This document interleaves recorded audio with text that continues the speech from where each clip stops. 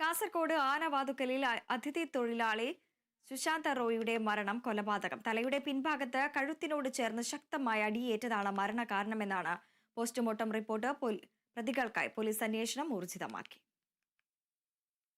കാസർഗോഡ് നഗരത്തോട് ചേർന്നുള്ള ആനവാതുക്കലിൽ കെട്ടിട നിർമ്മാണ ജോലിക്കെത്തിയ പശ്ചിമബംഗാൾ സ്വദേശി സുശാന്ത റോയിയുടെ മരണം കൊലപാതകമെന്ന് സ്ഥിരീകരണം. തലയുടെ പിൻഭാഗത്ത് കഴുത്തോട് ചേർന്നുള്ള ഭാഗത്ത് അടിയേറ്റ് ആഴത്തിലുണ്ടായ മുറിവാണ് മരണകാരണമെന്ന് പോസ്റ്റ്മോർട്ടത്തിൽ വ്യക്തമായി. ഇതോടെ പ്രതികൾക്കായി പോലീസ് അന്വേഷണം ഊർജിതമാക്കി.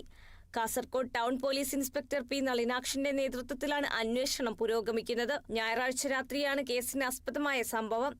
ആനവാതുക്കലിൽ കെട്ടിട നിർമ്മാണ ജോലിക്കെത്തിയ ഇതര സംസ്ഥാന തൊഴിലാളികളിൽ ഒരാളാണ് സുശാന്ത റോയ്.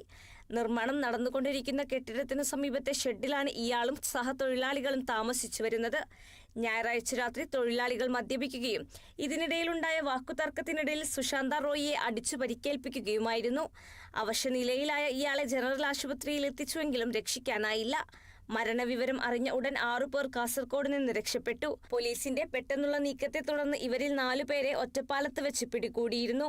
ഇവർ ഉൾപ്പെടെ 11 പേരെ പോലീസ് ചോദ്യം ചെയ്തു വരികയാണ്. Kerala vision news, Kasaragod.